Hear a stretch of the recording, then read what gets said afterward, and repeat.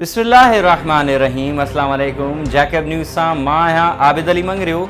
पेश आहिनि हिन वक़्त जूं हेडलाइंस। हिक ई ॾींहं में सिंध जे 3 मुख़्तलिफ़ शहरनि कराची, लाड़काणो ऐं घोटकी में बम धमाका। कराची ऐं लाड़काणो में को बि जानी नुक़सान न थियो। घोटकी शहर जे सर्किट हाउस लॻ रेंजर्स जी गाॾी भरिसां ज़ोरदार धमाके जे नतीजे में रेंजर्स अहलकार ज़हूर अहमद ऐं फयाज़ अहमद समेत हिकु शहरी ग़ुलाम मुस्तफ़ा भयो शहीद, जॾहिं त रेंजर्स अहलकार इम्तियाज़ खोखर ऐं शहरी शमन ज़ख़्मी थी पिया। धमाके बाद पुलिस ऐं कानून लागू कंदड़ इदारनि इलाइक़े खे पंहिंजे घेरे हेठि आणे छॾियो। इमदादी टीमुनि पारां फ़ौतियुनि ऐं ज़ख़्मियुनि खे फ़ौरी तौर सिविल अस्पताल घोटकी मुंतक़िल कयो वियो। होॾां घोटकी बम धमाके बाद सखर खां घोटकी ईंदड़ बम डिस्पोजल स्क्वाड्स जी गाॾी सां मोटरवे ते सांगी भरिसां रोड हादसो पेश आयो, जंहिं जे नतीजे में 5 अहलकार ज़ख़्मी थी पिया, जिन खे घोटकी सिविल अस्पताल आंदो वियो, जिते बम डिस्पोजल स्क्वाड जो सब इंस्पेक्टर मेहो खान ज़ख़्मनि जी सट न सहंदे फौत थी वियो। ॿिए पासे अवामी तहरीक जे मरकज़ी ऑर्गेनाइज़र लाल जरवार, मेहरान सिंधी ऐं एडवोकेट वसंत थरी घोटकी, लाड़काणो ऐं कराची जे लियाकताबाद में धमाकनि जी सख़्त लफ़्ज़नि में मज़म्मत कंदे हसास इदारे जे 2 सिपाहियुनि समेत आम शहरनि जे मारिजी वञण ते ॾुख ऐं अफ़सोस जो इज़हार कंदे चयो आहे त सिंध अमन, मोहब्बत, भाईचारे ऐं रवादारी जी धरती आहे। हिकु साज़िश तहत सिंध जो अमन तबाह कयो पियो।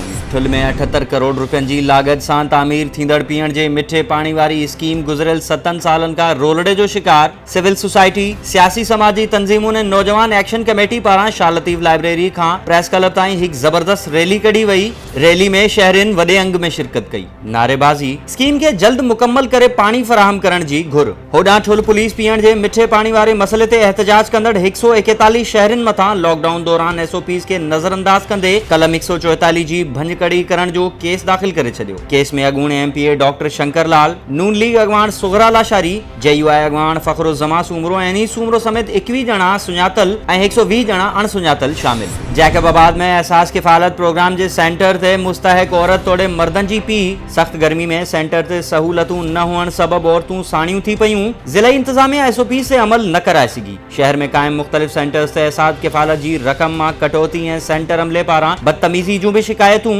ज़िले इंतज़ामिया समूरे मामले खां बेख़बर। जैकबाबाद में सीनियर सहाफ़ी Mohammad Nawaz Solangi district union of journalist press club Jacobabad जो बिना मुक़ाबले सदर चूंडिजी वियो। जैकब न्यूज़ जे CEO मोहम्मद असलम गोलो, सीनियर सहाफ़ी अज़हर गुल सरकी, सैयद ज़मीर आलम शाह, ज़ाहिद अली मंगरियो, नैन भट्टी, मोहम्मद मूसा चांडियो, समाजी अॻवान Haji Sher Mohammad Mugheri, chairman municipal committee Asif Ali Mugheri, chairman Mehran social forum Abdul Hai Soomro, Pakistan peoples party अॻवान सूफ़ी मनसब शेख समेत शहर जे सियासी, समाजी, मज़हबी ऐं कारोबारी धुरियुनि पारां प्रेस क्लब पहुची गुलनि जा हार पाराए मुबारकूं ॾिनियूं हुयूं। ठुल में ज़िले इंतज़ामिया पारां कयल लॉकडाउन ठुल पुलिस हवा में उॾारे छॾियो। ठुल शहर जे मुख़्तलिफ़ इलाइक़नि में पुलिस अहलकारनि दुकान खोलराए छॾिया, जॾहिं त केतिरनि ई हंधनि ते पुलिस अहलकार सैलून ते वार ऐं ॾाढ़ी ठाराईंदे नज़र आया। लॉकडाउन वारे इलाइक़नि में शहरियुनि जी बि मामूल जीअं अचु वञु जारी। ज़िले इंतज़ामिया लॉकडाउन वारो हुकुम सादिर करण बाद ग़ाइब। जैकबाबाद जे इलाइक़े गढ़ी सबायो में बिरोही ऐं धरपाली बिरादरी जी 2 धुरियुनि में चर्स हलाइण खां मना करण जे मामले तां झेड़ो,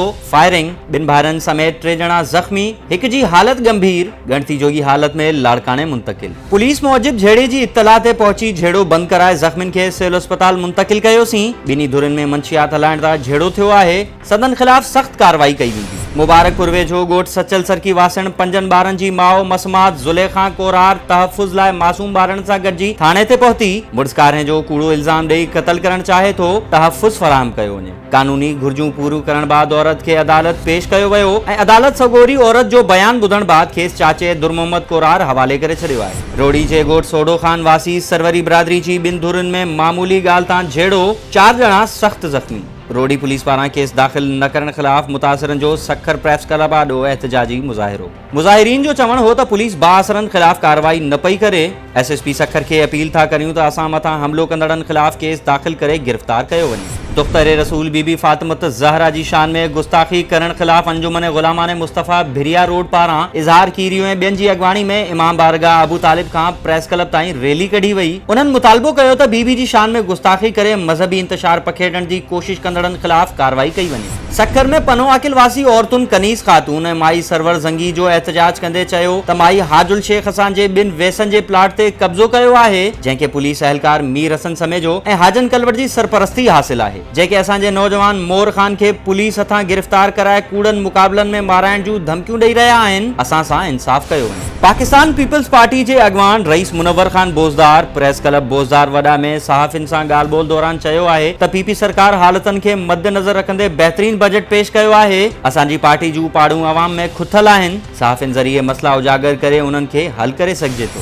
सिंध मेमण इतिहाद ऐं पाकिस्तान ख़ासि ख़ैली इतिहाद पारां गॾियल इतिहाद खे पाकिस्तान नेशनल अलायंस जे नाले सां जोड़ण जो ऐलान। मुख़्तलिफ़ बिरादरियुनि सां राब्ता, इतिहाद में शामिल थियण जूं दावतूं। सराय नियाज़ हुसैन ख़ासि ख़ैली जो चवणु हो त सिंध अंदर मुख़्तलिफ़ बिरादरियुनि सां राब्ता करे अलायंस में शामिल करण जी दावत ॾिबी त जीअं सिंध में मज़लूम माण्हुनि जो आवाज़ बणिजी सिंधी क़ौम जा मसला सुहिणे तरीक़े सां हल करे सघजनि। ही हुयूं हेडलाइंस।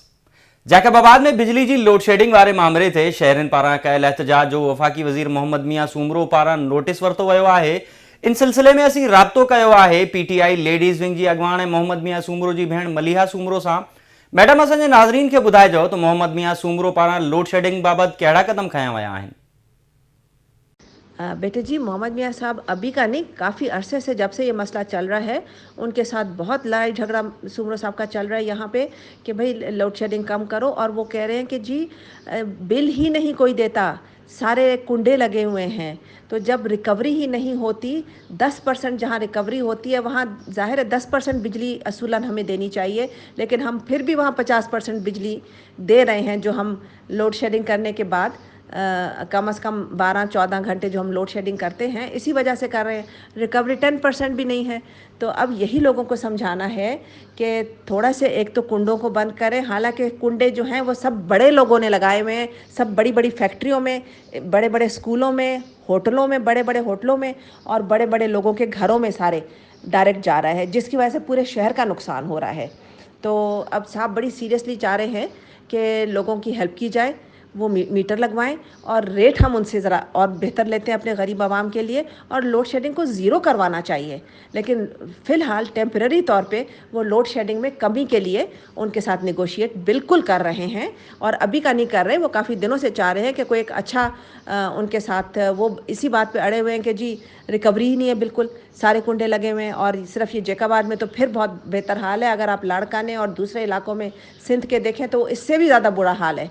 तो हमें खैर उनसे नहीं, हमें तो अपने लोगों से है कि उनके हालात अच्छे होने चाहिए। तो बिल्कुल साहब पूरी कोशिश में, और उम्मीद है आज शाम तक कोई ना कोई ब्रेक थ्रू होना चाहिए इंशाल्लाह। महिरबानी मैडम मलिहा सूमरो साहिबा।